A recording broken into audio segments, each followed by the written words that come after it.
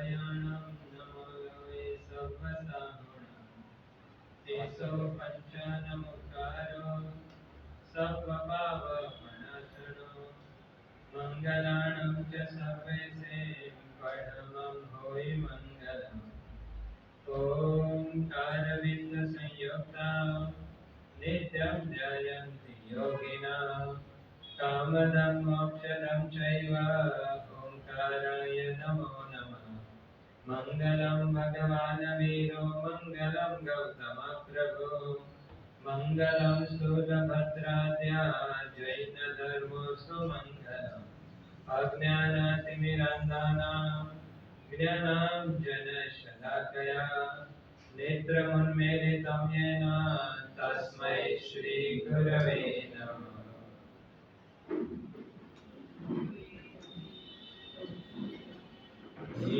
त्रिलोकीनाथ हमने तारे पासे राखे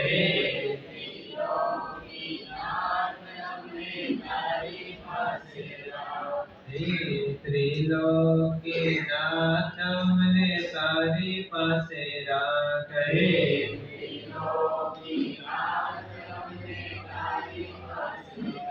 तारी पासे राख मने तारी पासे राख है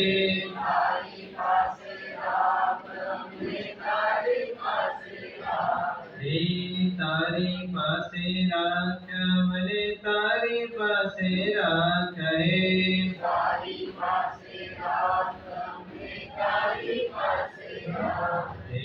शत्रुंजय नाथ मने तारी पासे राख है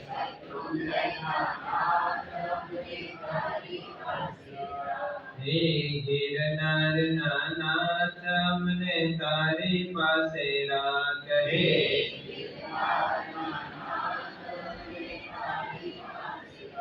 तारी पासे राख मने तारा मां विश्वास है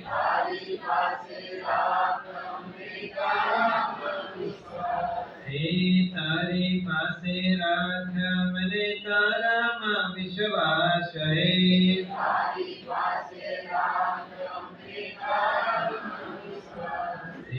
संकेश्वर नाथ मने तारी पासे राख है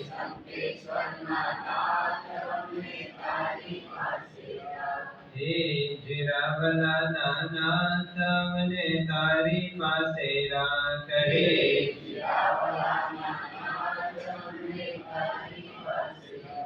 तारी पासे राख मने तारा मां समावहे तारी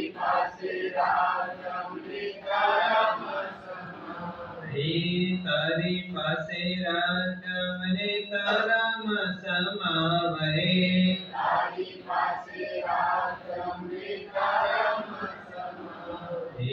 भद्रेश्वर नाथ मने तारी पासे राख है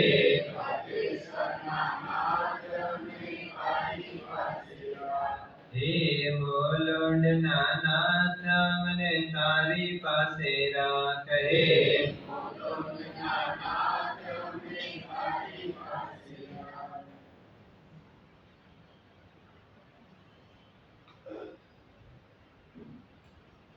प्रणशोधि समकित तणी रे सिंह पहली मन शोधि रे श्री जिनने जिन मत विना झूठ सकल ए बुद्धि रे नमस्कारी तरण तरणहार भक्त हृदय सम्राट जगत वालेश्वर एवं परमात्मा ने नमस्कार करिए જેમને ધર્મદેવની સ્થાપના કરી જે આત્મા રોજ પરમાત્માની પૂજા કરતો હોય પરમાત્માની ભક્તિ કરતો હોય પરમાત્માના સ્તવનો ગાતો હોય એ આત્માને પરમાત્મા પ્રત્યે અનહદ પ્રીતિ હોય એ જરૂરી નથી આત્મા રોજ પૂજા કરે છે રોજ ભક્તિ કરે છે પણ એ વ્યક્તિને પરમાત્મા પ્રત્યે અનહદ શ્રદ્ધા છે જરૂરી નથી કોઈક આત્મા તપ કરે છે મોટા મોટા તપની આરાધના કરે છે મોટા મોટા પોતાનો પરાક્રમ ફેરવે છે પણ એ આત્માને તપ પ્રત્યે અત્યંત રાગ હશે એ જરૂરી નથી કોઈક આત્મા પૂજા કરે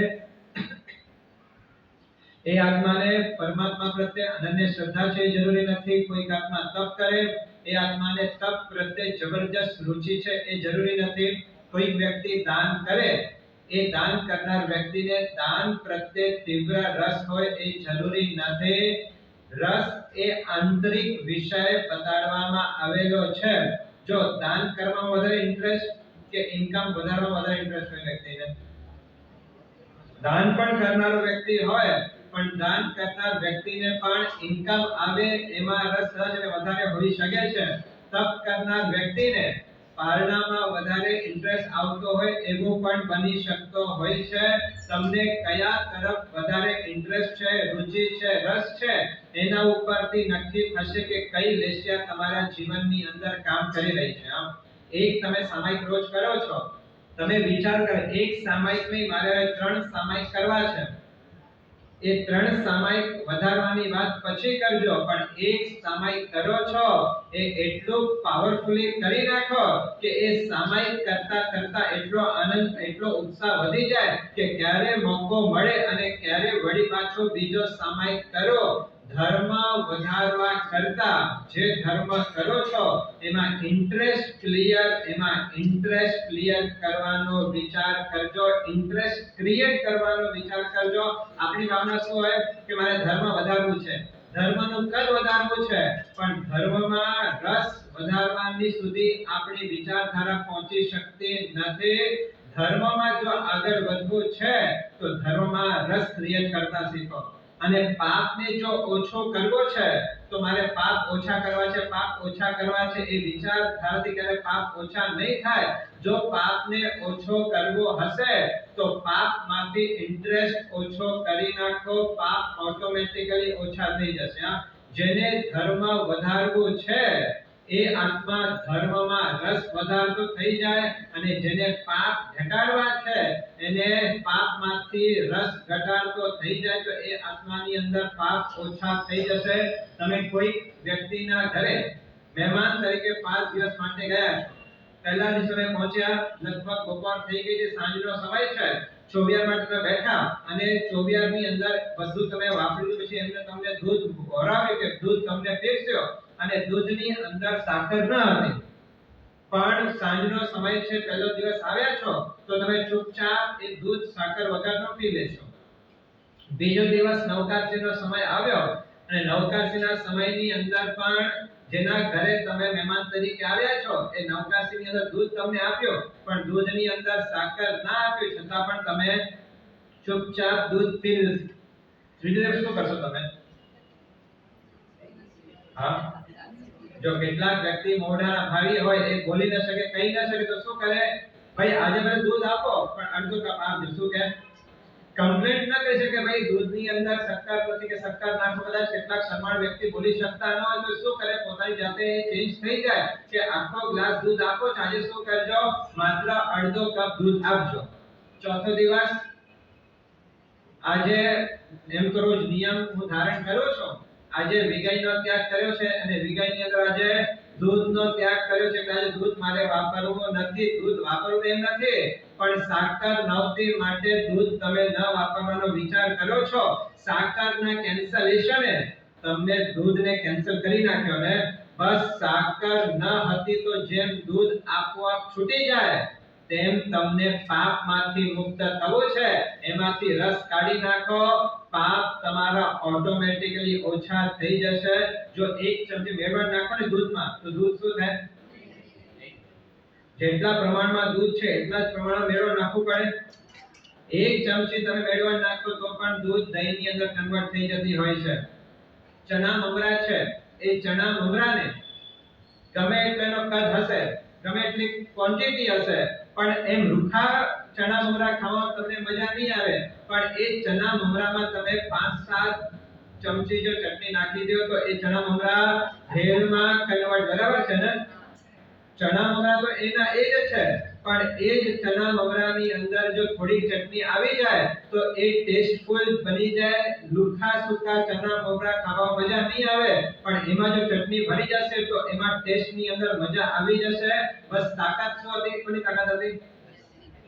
હા, ચટણી તમે ચના મમરાની અંદર નાખી એટલે એ ચટણીના કારણે ચના મમરા ટેસ્ટફુલ બની ગયા, એ તમને ખાવા યોગ્ય બની ગયા. તાકાત માત્ર ચટણીની હતી, તેમ ધર્મ અને પાપમાં તાકાત માત્ર રસની છે. કોની છે? તમારો રસ કેવો છે એના ઉપર બહુ નિર્ભર કરે છે. 6 કર્મગ્રંથની અંદર ત્યાં વાત આવે છે કે કોઈ પણ આત્મા સમય જ્યારે પણ કર્મ બાંધે છે એ 4 રીતે અલગ. જ્યારે પણ કોઈ આત્મા કર્મ બાંધે છે ત્યારે સમય જ્યારે કર્મ બંધન થાય છે તો કર્મ 4 વિભાગની અંદર બંધાય છે, જેને પ્રકૃતિ બંધ, સ્થિતિ બંધ, રસ બંધ અને પ્રદેશ બંધ. આ 4 પ્રકારના બંધ થતા હોય છે. એ 4 પ્રકારના બંધમાં સૌથી પાવરફુલ બંધ કયો છે? હા, પ્રકૃતિ બંધ નહીં, સ્થિતિ બંધ નહીં, પ્રદેશ બંધ નહીં, પણ રસ બંધ સૌથી પાવરફુલ બતાડવામાં આવેલો છે. આ રસ તમારી કા પથારી ફેરવી નાખે અને કા તમને જ્ઞાન કરી દે. જો પાપ કરતી વખતે તીવ્ર રસ આવી ગયો તો કર્મ સત્તા પથારી ફેરવી નાખશે, અને ધર્મ કરતા કરતા જો તમને રસ પડી ગયો તો તમને જ્ઞાન કરી દેશે. બસ વાત એટલી છે કે તમારી રુચિ કોના પ્રત્યે છે. આપણી ભાવના હંમેશા ધર્મના કદને વધારવાની રહી છે, પણ ધર્મમાં રસ વધારવાની વિચારધારા આપણે કરી શક્યા નથી, અને એટલા જ માટે આપણે હારી ગયા છે.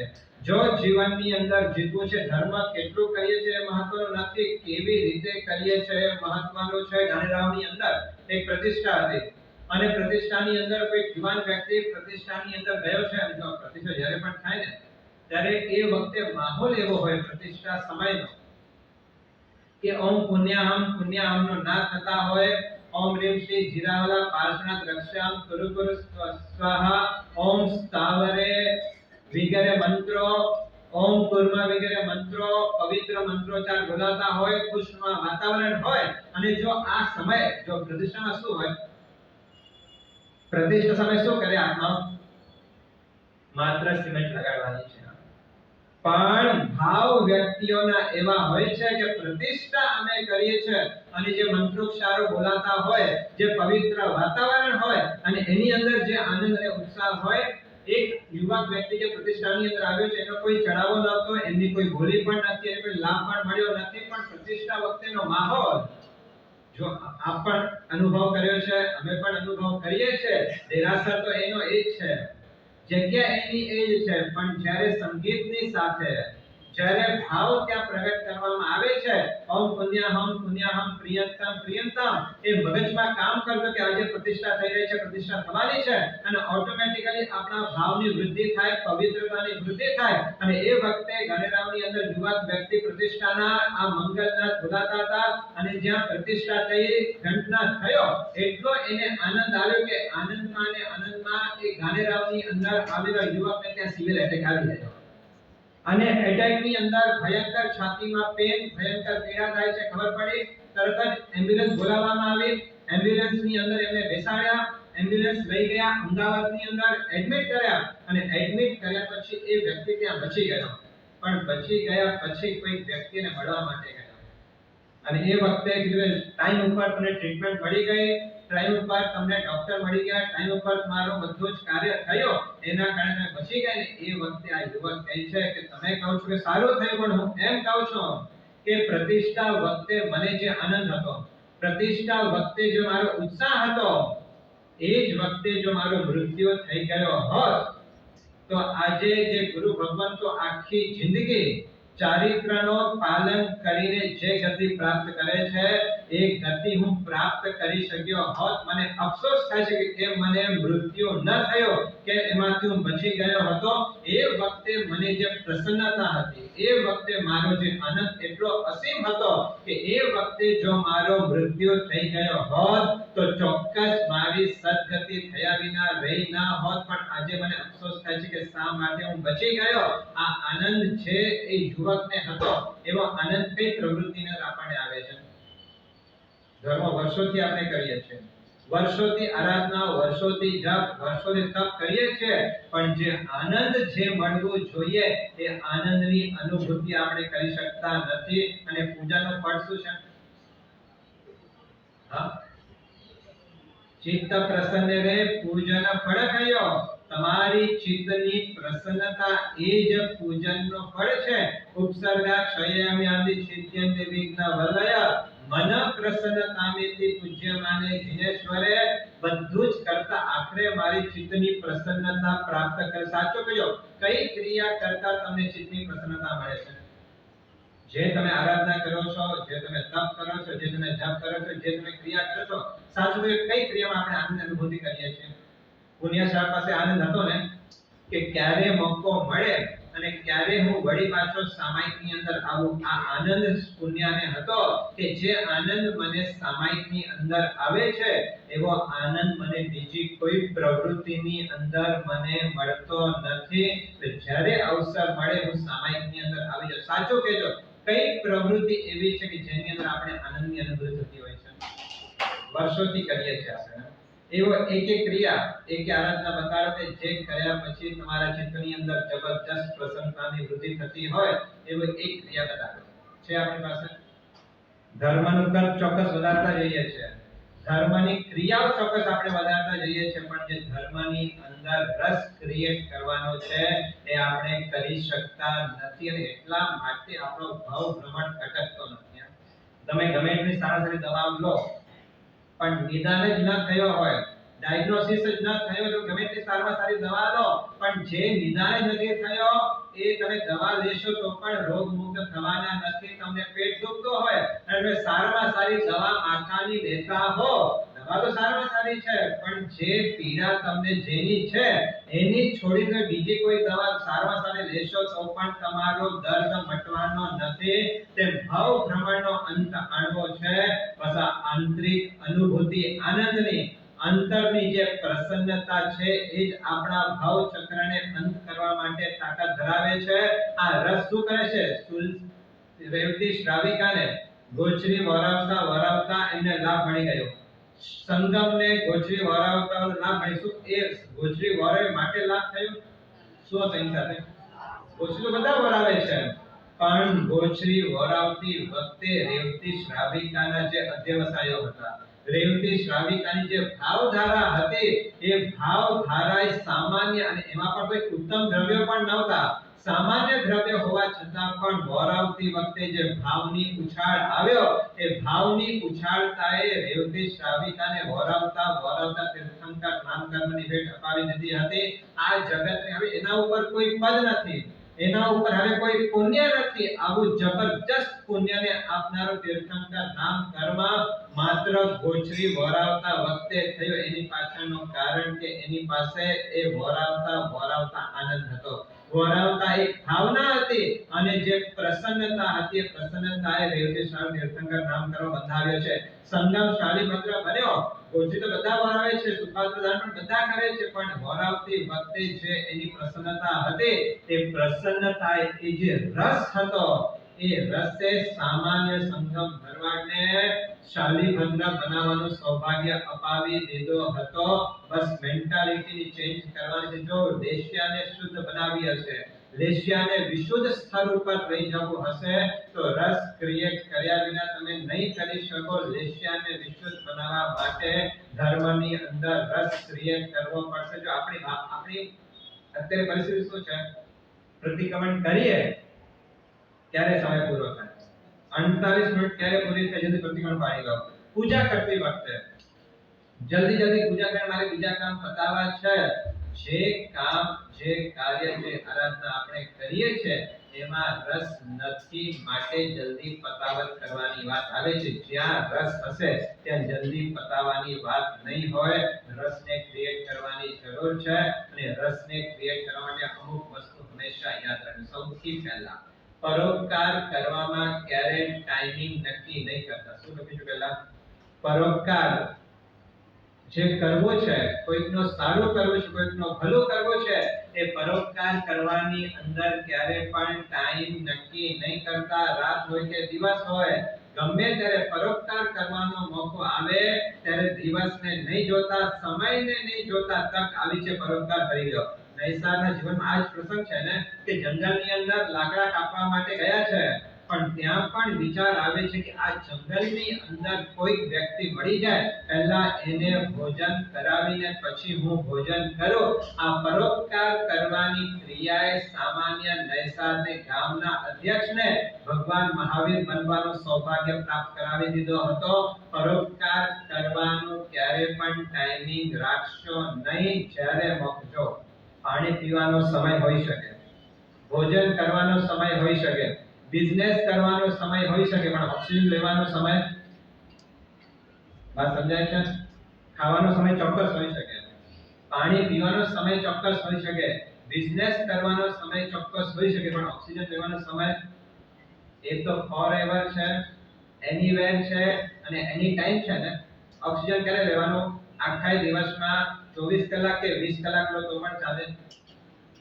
હા, અને જો એ ઓક્સિજન બંધ થઈ જાય તો કોરોના સમયે જોયો છે ને, કઈક વ્યક્તિઓ ઓક્સિજન ન મળવાના કારણે મૃત્યુને પામી ગયા હતા. ઓક્સિજન માટે કોઈ ટાઈમ નથી, એ હંમેશા લેવાનું છે, ગમે ત્યાં લેવાનું છે. અને જ્યારે જ્યારે જીવનની અંદર ઓક્સિજન ચાલવાનું નથી કે ફોરએવર, એની ટાઈમ અને એનીવેર, ગમે ત્યાં ગમે ત્યારે ને હંમેશ માટે જેમ ઓક્સિજન લેવાનું છે તેમ પરોપકાર કરવા માટેનો કોઈ ટાઈમ ફિક્સ નહીં કરતા. જ્યારે અવસર આવે ત્યારે જીવનની અંદર પરોપકાર કરતા જજો. આ રસ ક્રિએટ કરવાના માર્ગો પરમાત્માએ બતાડ્યા છે.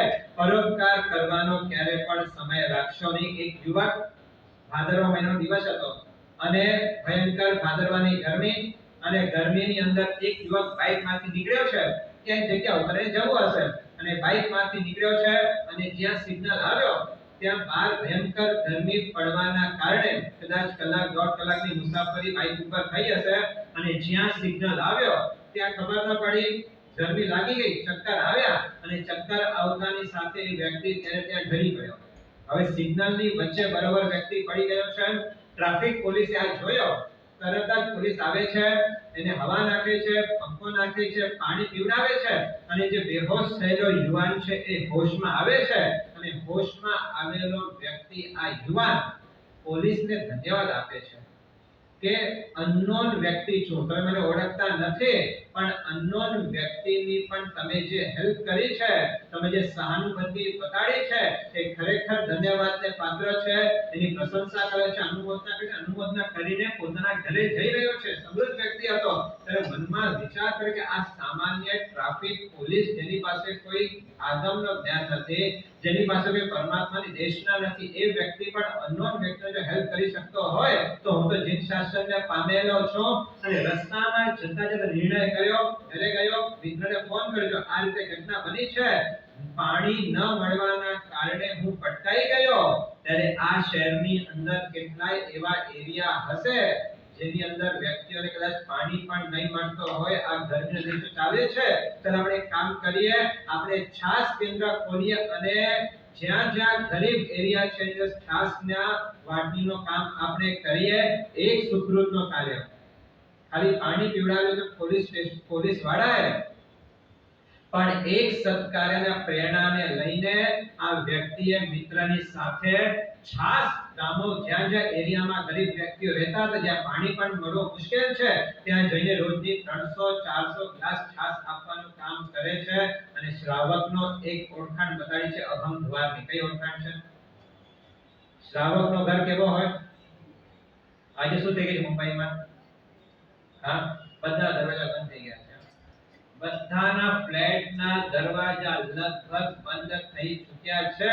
પહેલા જમાનાની, અને એક વાત યાદ રાખજો, જે પુણ્યને સાચવવા માટે તમને તમારા પુણ્યના દરવાજા બંધ કરવા પડે, એ પુણ્યની શું પ્રશંસા કરવાની? મારી વાત સમજાય છે? જે પુણ્યને સાચવવા માટે તમારે તમારા પુણ્યના દરવાજા બંધ કરવા પડતા હોય, એ પુણ્યની પ્રશંસા શું કર? પહેલા જમાનામાં કદાચ આપ ચાલમાં રહેતા હશો, કદાચ ચાલી સિસ્ટમમાં રહેતા હશો, કદાચ કોઈ બિલ્ડિંગમાં રહેતા હશો. એ જમાનાની અંદર બધા વ્યક્તિઓના દરવાજા ખુલ્લા રહેતા હતા. અને આજે કારણ છે, સુરક્ષાનું કારણ છે, સિક્યોર, બધી વાત સાચી, પણ તમારા દરવાજા બંધ છે એનો અર્થ એ થયો કે હવે તમે પુણ્યની તક શોધવા માટે જતા નથી. પુણ્ય સામેથી આવે છે એના પણ તમે દરવાજા બંધ રાખી દેતા હો છો.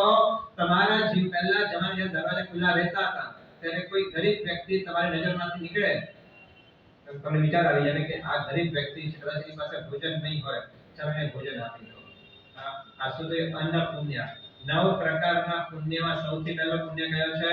અન્ન પુણ્ય બતાડે છે. કોઈ ગરીબ વ્યક્તિને તમે જુઓ એટલે ચોક્કસ તમે એને ભોજન કરાવવાની ભાવના તમારા હૃદયને પ્રગટ થાય. કોઈ સાધનિક ત્યાંથી પસાર થતો હોય તમે એને બોલાવી લો. કોઈ મહાત્મા તમારા બિલ્ડિંગમાં કે તમારા ચાલમાં આવ્યા હોય તમે એને મોરો માટે સુપાત્ર દાનનો વિનંતી કરો. પણ દરવાજા જ્યારે તમારા બંધ હોય ત્યારે પુણ્ય તમે ક્યાં એકત્રિત કરવાના છો? ગત ભાવનો પુણ્ય અત્યારે આપણે વાપરી રહ્યા છીએ. નવો કોઈ પુણ્યનો બંધ થતો નથી. તો એ વ્યક્તિ દયાને પાત્ર બતાડવામાં આવેલો છે. સૌથી પહેલા પરોપકાર કરવાની ક્યારે ટાઈમિંગ નક્કી નહીં કરતા. આજે શ્રાવકના અહમ દ્વાર આજે બંધ થઈ ચૂક્યા છે. સુપાત્ર દાનનો મોટા તો આજે લગભગ તમે તો પૂછી લો છો કે અમે ગોચરી ક્યારે આવવાના છો, પણ કેટલા એવા સાધુ ભગવાન ગુરુ ભગવાન છે કે જે કીધા વગર પણ આવે છે. પણ તમારા દરવાજા જ્યારે બંધ હોય ત્યારે તમને ગોચરીનો લાભ ક્યાંથી મળવાનો છે? ને હવે મુંબઈની પરિસ્થિતિ એવી થઈ ગઈ છે કે 6-7 માળા તો તમારા પોડિયમની અંદર ઘૂસી જાય અને એના પછી તમારા બિલ્ડિંગની શરૂઆત થાય. દરેક ગુરુ ભગવાન કઈ રોજ 7-8 માળા ચડવાના નથી. અને એ ઉપર તમે રહેવા માટે ગયા સુપાત્રનો દાન તમારા ઘરમાંથી નીકળી ગયો છે. એનાથી આગળની વાત જો જે બોસ એના રહેતા હોય છે ને એ લોકોની હાલત શું છે ખબર છે?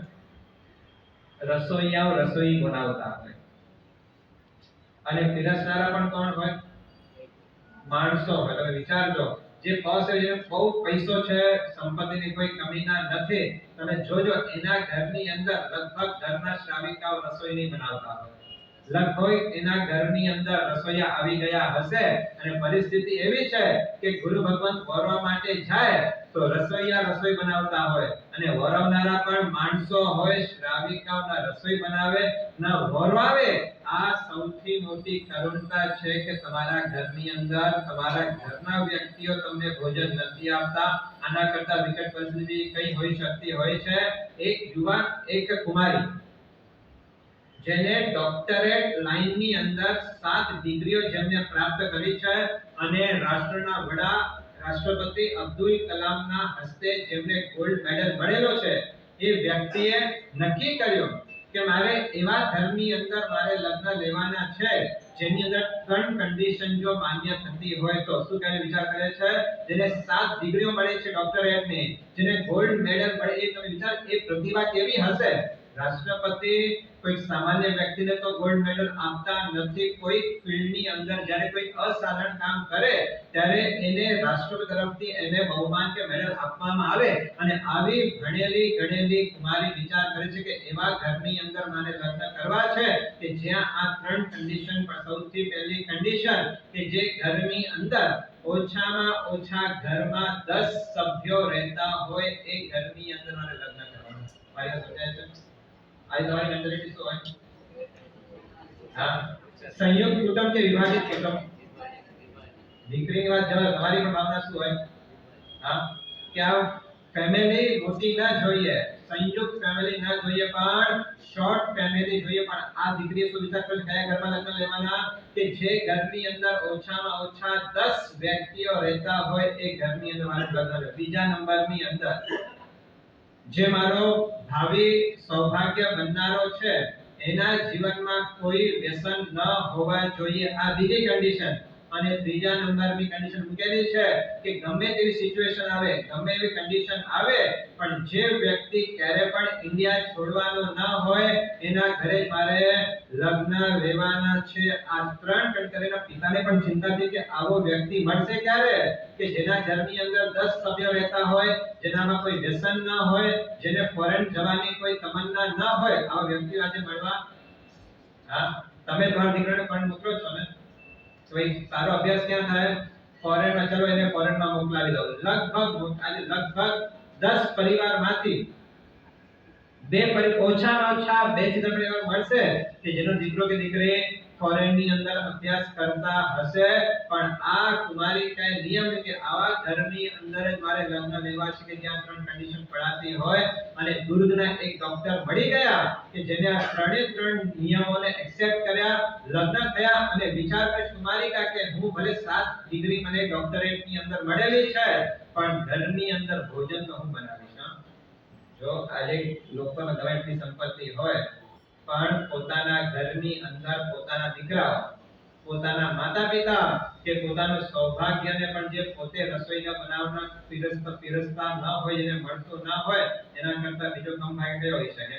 એટલે સમજાય છે આ 7 ડિગ્રી જેને પ્રાપ્ત કરી છે વિચારે છે કે મારો સૌભાગ્ય મારા સાસુ સસરા અને મારા દીકરાને તો ભોજન હું જ બનાવીશ ને હું જ એમને પીરસીશ. કોઈ પગારદાર માણસ આવે તો પોતાના પેટ માટે કરે છે, એને શું ભાવ હોય રસોઈ બનાવવાની અંદર અને એવી રસોઈ ખાવાથી એને શું ગુણ એને કરવાની છે. રસોઈ મારે રસોઈ બનાવી છે. આવી વ્યક્તિ જેને આટલો અભ્યાસ કર્યો છે પણ રસોઈ તો મારે પોતાને જ બનાવવાની છે. બીજા નંબરની અંદર કોઈ વ્યસન અમને અમારા ઘરની અંદર ન જોઈએ અને ત્રીજા નંબરની અંદર ક્યારે મારે ફોરેનમાં જવું નથી. અને આટલી ભણેલી વ્યક્તિને સાસુ સસરા કહે છે કે આટલું તું ભણ્યો છે, એક કામ કર ડિસ્પેન્સરી ખોલી આપીએ છે.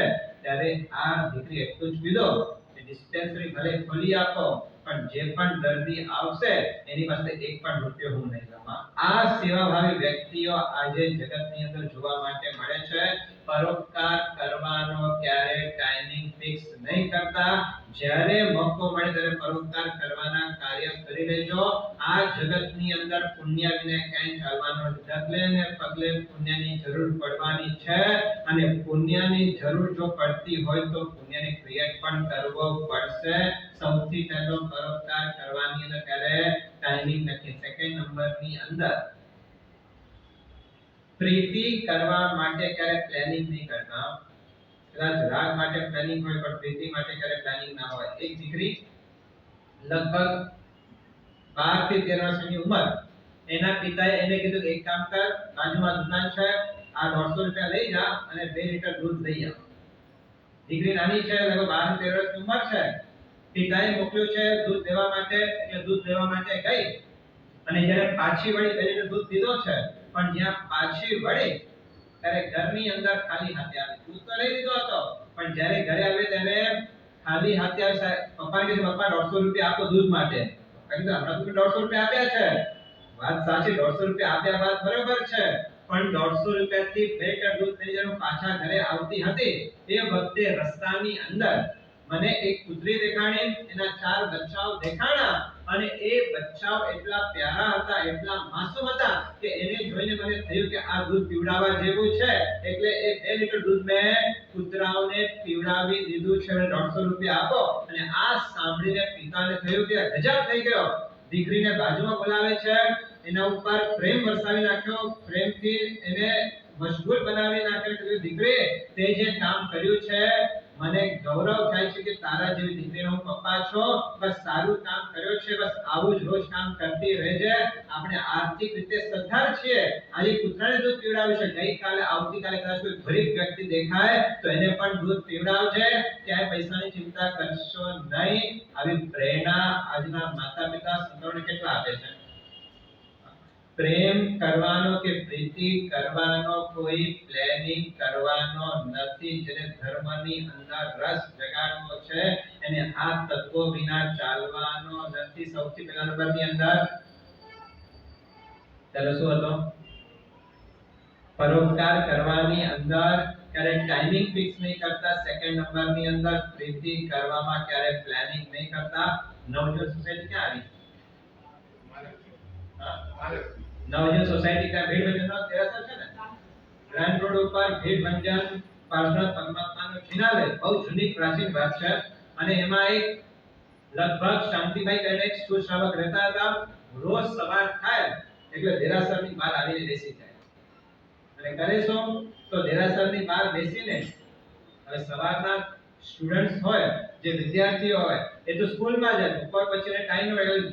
જે ભાવિક વ્યક્તિ હોય એ શું કરે, સવારના પરમાત્માના દર્શન કરીને પછી સ્કૂલની અંદર જાય એટલે બરાબર શાંતિભાઈ એ દેરાસરની બહાર બેસે ને જેટલા પણ છોકરાઓ ત્યાંથી પસાર થાય દેરાસરમાં જવા માટે એટલે 1 રૂપિયો આપે. શું કરે? અને કહે કે આ રૂપિયો છે ને ભંડારમાં નાખજે. જેટલા 100 150 200 જેટલા પણ વિદ્યાર્થીઓ ત્યાંથી પસાર થાય બધાને 1 રૂપિયો આપે. એ જૂના જમાનાની વાત છે. એટલે કોઈને પ્રશ્ન પૂછે આવું કરવાનું પ્રયોજન શું છે? ત્યારે શાંતિભાઈને વિચારધારા કે આવ એટલા માટે કરું છું કે આવતીકાલના વસ્તુપાલ, તેજપાલ, જગરુસા, ભામાસા એમાંથી પાકવાના છે. આજે 100 150 આપો એમાં મને કોઈ ફરક પડતો નથી, પણ આ દીકરાઓ એના માતા પિતા સમય નથી, પણ મારી પાસે સમય છે, મારી પાસે સંપત્તિ છે. જેટલા પણ છોકરાઓ આવે છે ને આપો અને કહો કે ભંડારામાં નાખો. શા માટે? કે એમને આપવાના ભાવ પ્રગટ થાય એટલા માટે એમને 1 રૂપિયા ભંડારામાં આપવા માટે આપું છું. દેવાનો ભાવાર્થ એ છે કે જેને પણ પ્રીતિ કરવી છે એના માટે પ્લાનિંગ કરવાની કોઈ જરૂર નથી. પરોપકાર કરવા માટે ટાઈમિંગ નક્કી નહીં કરતા. સેકન્ડ નંબરની અંદર પ્રીતિ કરવાની અંદર પ્લાનિંગ નહીં કરતા. ત્રીજા નંબરની અંદર પ્રસન્ન રહેવા માટે કોઈ ટ્રેનિંગ નહીં દેતા. જેને ખુશ રહેવું છે, જેને પ્રસન્ન રહેવું છે, જેને હેપી રહેવું છે એને કોઈ ટ્રેનિંગ લેવાની જરૂર નથી. પાણીને ક્યારે જોયો છે? પાણી શું કરે? બરાબર છે ને? પાણીને તમે કોઈ પણ આકારના વાસણમાં મૂકો, જે આકારના વાસણમાં તમે પાણીને મૂકશો એ આકારની અંદર એ સેટ થઈ જશે. પથ્થર સેટ નહીં થાય પણ પાણી ચોક્કસ સેટ થઈ જશે. જેને પણ પ્રસન્ન રહેવું છે, જે વ્યક્તિથી, જે વાતાવરણથી અને જે વસ્તુથી એને અપ્રસન્નતા મળતી હોય એ વાતાવરણ, એ વ્યક્તિ, એ વસ્તુથી દૂર રહી જાય એની હેપીનેસ કાયમી ટકી રહેશે. જેને પ્રસન્ન રહેવું છે એને ટ્રેનિંગ લેવાની જરૂર નથી. જેમ પાણી દરેક આકારના વાસણમાં સેટ થઈ જાય છે તેમ મારા જીવનની અંદર દૂધમાં સાકર જોઈએ છે પણ આજે નાખતા ભૂલી ગયા તો ભૂલી ગયા. મારે એના માટે મારા મનને બગાડવું નથી. જે ક્ષેત્રમાં તમારું મન બગડતો હોય એ ક્ષેત્રથી જવાનું છોડી દેજો. તમારી પ્રસન્નતા ટકી રહેશે. આ ત્રીજા નંબરનો તત્વ. ચોથા નંબરની અંદર તત્વ બતાડ્યો છે પ્રલોભન. ક્યારે પણ વોર્નિંગ આપીને આવતો નથી. વાત સમજાય છે? પ્રલોભન ક્યારે પણ વોર્નિંગ આપીને આવતો નથી. ગમે ત્યારે ગમે તેવા સ્વરૂપમાં પ્રલોભન આવી શકે છે. વ્યક્તિએ પ્રતિ સમય જાગૃત રહેવાનો છે. જો જાગૃતિ ગઈ, આપણે લખીએ બોર્ડમાં શું લખેલું છે? નજર હટીને દુર્ઘટના ઘટી. જ્યારે વ્યક્તિ ડ્રાઈવ કરતો હોય 1-2 સેકન્ડ પણ જો નજર આડી અવળી થઈ, જિંદગી ઉપર જેમ જોખમ છે તેમ આધ્યાત્મિક ક્ષેત્રની અંદર વાત આવે છે કે પ્રલોભન તો ડગલે ને પગલે આવવાની શક્યતા રહેલી છે. તમારે જાગૃત રહેવો પડશે. આશારામથી નામ સાંભળ્યું છે ને? આશારામથી મુનિનું નામ પણ સાંભળ્યું છે. ખ્યાલ છે ને? આપણે એક પ્રલોભન, એક એમને લાડવા પસંદ આવી ગયા, ત્યાં જાગૃત ન રહ્યા અને આવા લબ્ધિધારી વ્યક્તિ જેને આંખના પલકારામાં પોતાની રૂપને બદલી શકે, રૂપને પલટાવવાની તાકાત ધરાવનારા આશારામથી પણ ત્યાં પ્રલોભનની સામે એ ટકી શક્યા નહીં. ત્યાં ધ્યાન ન રાખ્યો તો મુનિ જીવનમાંથી પણ એ નીકળી ગયા હતા. કયા પ્રલોભન કયા સ્વરૂપમાં આવશે ખબર નહીં પડે. સતત જાગૃત રહેવાના શીખતા રહેજો. જો જાગૃતિ હટે દુર્ઘટના ચોક્કસ ઘટવાની છે. જો પાપથી બચવું છે, આ બહુ મોટો ફેક્ટર કામ કરે છે. એક પ્રલોભન, તમને ખબર છે ડોન બ્રેડમેન નામ સાંભળ્યું છે? ડોન બ્રેડમેન કોણ નામ સાંભળ્યું છે? સાંભળાય છે. ઓકે, ડોન બ્રેડમેન નામ સાંભળ્યું છે? કોણ હતા? ક્રિકેટર. આજે ઇતિહાસની અંદર લેજેન્ડરીની અંદર એનું નામ આવી શકે. જેની એવરેજ 99 ની જેમની એવરેજ હતી એવા આ ડોન બ્રેડમેન. એક વખત કોઈ વ્યક્તિએ પ્રશ્ન પૂછ્યો કે ભાઈ ક્રિકેટની અંદર મારે પ્રગતિ કરવું છે એના માટે કોઈ ટિપ્સ ખરી? અને એ વખતે ડોન બ્રેડમેન એટલું જ કીધું કે જો તમારે ક્રિકેટમાં આગળ વધવું છે એક સૌથી મોટો નિયમ યાદ રાખજો કે જે વ્હાઈટ બોલ હોય ને એ વ્હાઈટ બોલને રમવાની ક્યારે ભૂલ કરતા નહીં. શું કહે છે? વાત સમજાય છે? વ્હાઈટ બોલ એટલે હા, જે બોલ બહારની તરફ જતો હોય એને ક્યારે રમવાની ભૂલ કરશો નહીં. અને ક્લેવર બોલર શું કરે, જો એમાં રિસ્ક પણ છે. જો તમે બહાર તરફ બોલ નાખો તો બેટ્સમેન ને રમવાનો ઈઝી પડી જાય, તો ચોકા છક્કા પણ લાગી જાય. પણ જે ક્લેવર બોલર એ સમજે છે એને મેચ તો કદાચ હાથમાંથી જવાની તૈયારીમાં છે, પણ જો એક વિકેટ મળી ગઈ તો આખા મેચનો પાસો આપણે પલટાવી શકીએ છીએ. એ વખતે ક્લેવર શું કરે કે વ્હાઈટ બોલ તરફ બોલ નાખે કે મારી શકો તમે, પણ એ ભાવથી નાખે કે જો છૂટ્યો તો ચોક્કસ વિકેટ આપના હાથની અંદર છે. વ્હાઈટ બોલ ને ગુજરાતીની અંદર કહેવાય લલચાવનારું બોલ. અને એમાં જો વ્યક્તિ જો હારી ગયો તો પોતાની વિકેટ ગુમાવી દે છે. ડોન બ્રેડમેન કહે છે કે ક્રિકેટમાં આગળ વધવું છે તો વ્હાઈટ બોલ ને છૂવાનો પ્રયત્ન કરશો ને. અને ક્લેવર બેટ્સમેન એને જ કહેવાય. દરેક બોલ ને રમે નહીં, જે જોખમ લાગતો હોય ત્યાં બોલ ને છોડી દે એ વ્યક્તિ પોતાની વિકેટ ને બચાવી શકે છે. તેમ આધ્યાત્મિક જીવનની અંદર પણ જે લલચાવનારા સ્થાનો છે એનાથી દૂર રહેવાની પ્રેરણા જ્ઞાની પુરુષો આપણને કહે છે. સૌથી પહેલા પરોપકાર કરવામાં ક્યારે ટાઈમિંગ નક્કી નહીં કરતા. સેકન્ડ નંબરની અંદર પ્રીતિ કરવા માટે કોઈ પ્લાનિંગ નહીં કરતા. ત્રીજા નંબરની અંદર પ્રસન્નતા માટે કોઈ ટ્રેનિંગ નહીં લેતા.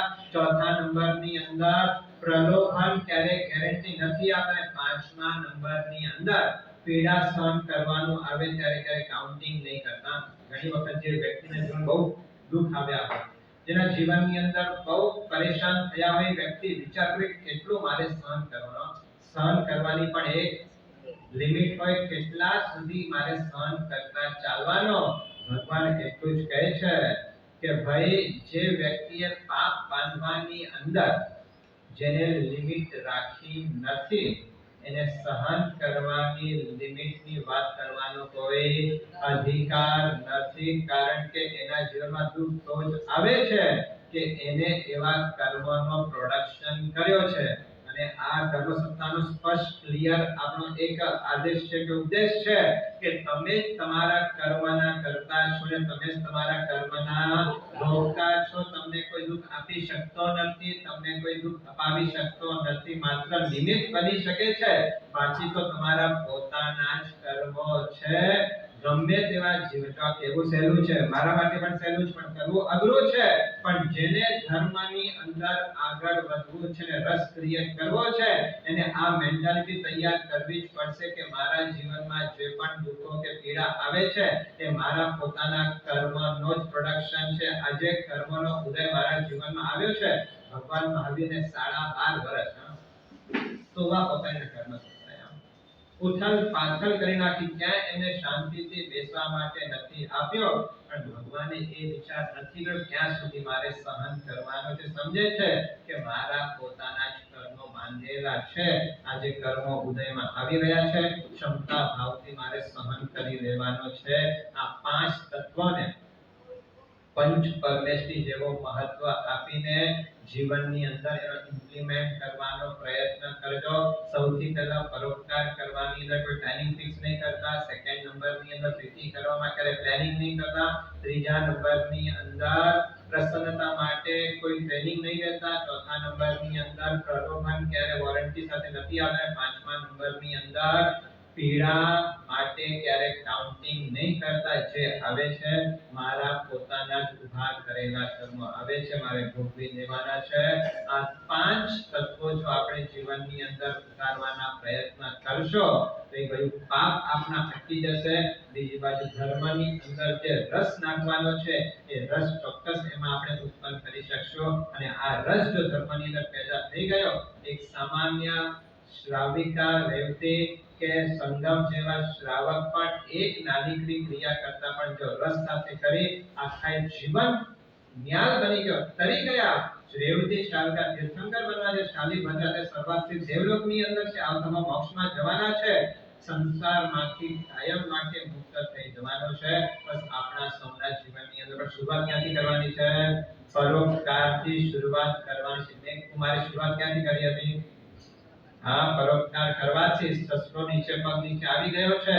જો નીચે પગ રાખે તો તો સસલો કચડાઈ જાય એની અંદર, પણ એક સસલાને બચાવવા માટે અઢી દિવસ સુધી જે હાથીએ પોતાના પગને અધર રાખ્યો એ આત્મા પોતાના જીવનની અંદર કરી ગયો હતો. અને છેલ્લી એક વાત, એક બીમાર ગાય, ઇન્જર્ડ થઈ ગયેલી ગાય જે પોતે હાલી શકતી નથી, ચાલી શકતી નથી, એવા ઇન્જર્ડ ગાયને રોટલો પોતાના કૂતરો પોતાના મોઢામાં રોટલો લઈ આવે અને પોતાના મોઢાથી ગાયને રોટલો આપે. આ દ્રશ્ય આ જગતની અંદર ક્યારેક જોવા માટે મળતા હોય છે. આ પરોપકાર છે. જો કૂતરો પણ પરોપકાર કરી શકતો હોય તો આપણે તો માનવી છીએ, અને માનવીની અંદર પણ જીન શાસનને પામેલા છીએ. જ્યાં મોકો મળે ત્યાં પરોપકાર કરતા ચાલજો. જો કદ, હદ અને રસ, ક્યારે પણ ધર્મ કરવાનું કદ નક્કી નહીં કરતા, બરાબર છે ને? સહન કરવાની કોઈ હદ નક્કી નહીં કરતા, અને પાપ કરવામાં ક્યારે રસ નહીં દાખવતા. આ ત્રણ તત્વો ખાસ આપણા જીવનની અંદર આવી જશે. આપણો આત્મા જે આધ્યાત્મિક વિકાસ સાધવાનો છે, ચોક્કસ આત્મા આધ્યાત્મિક વિકાસ સાધી શકશે. આપણા જીવનની અંદર આજે અનમોલ તક મળેલી છે, ક્યારે અવસર મળે અને શાસન માટે કંઈક કરી બતાડો, આવી ભાવનાઓ જેના જીવનની અંદર રમતી હોય એ આત્મા ચોક્કસ આ ભાવને સાર્થક અને સમર્થ બનાવ્યા વિના રહેતો નથી. બસ આ પરમાત્માએ મને તક આપી છે સુકૃત કરવાની, આરાધના કરવાની, બીજાને હેલ્પફુલ બનવાનો, ક્યારે મોકો મળે અને શાસન માટે અર્પણ કરતો જો. કેટલા શ્રાવકો છે ને આજે પણ કે ગુરુ ભગવાનને કહે છે કે કોઈ પણ શાસનનું કાર્ય હોય પહેલા અમને યાદ કરજો, પાછળ નહીં, પણ કોઈ પણ શાસનનું કાર્ય હોય ત્યારે પહેલા અમને યાદ. આ શું છે? પરોપકાર કરવાની વૃત્તિ, કોઈને હેલ્પફુલ બનવાની વૃત્તિને આપણે આ પ્રવૃત્તિને આગળ વધારીએ અને એ દ્વારા આપણે આપણા જીવનને વિકાસ સાધીએ તે બને છે.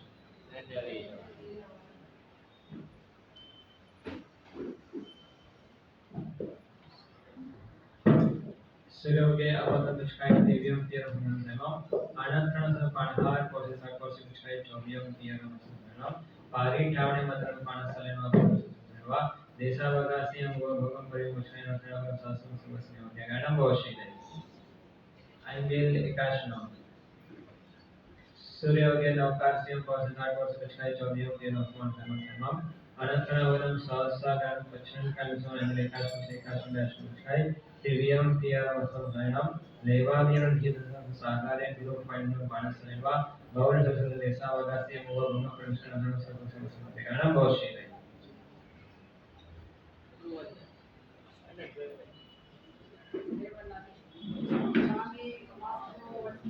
आता उसे नासियम चेन माइना वगैरह माइना के विषय समय सुनता नहीं एवं मायहि मार्गादि भगवते विकास जावरि नमोदर नमोकरण वंदावकाय धनिनं मरणं गायनं चार लोकसु सोडं कर्पणं वशिरा.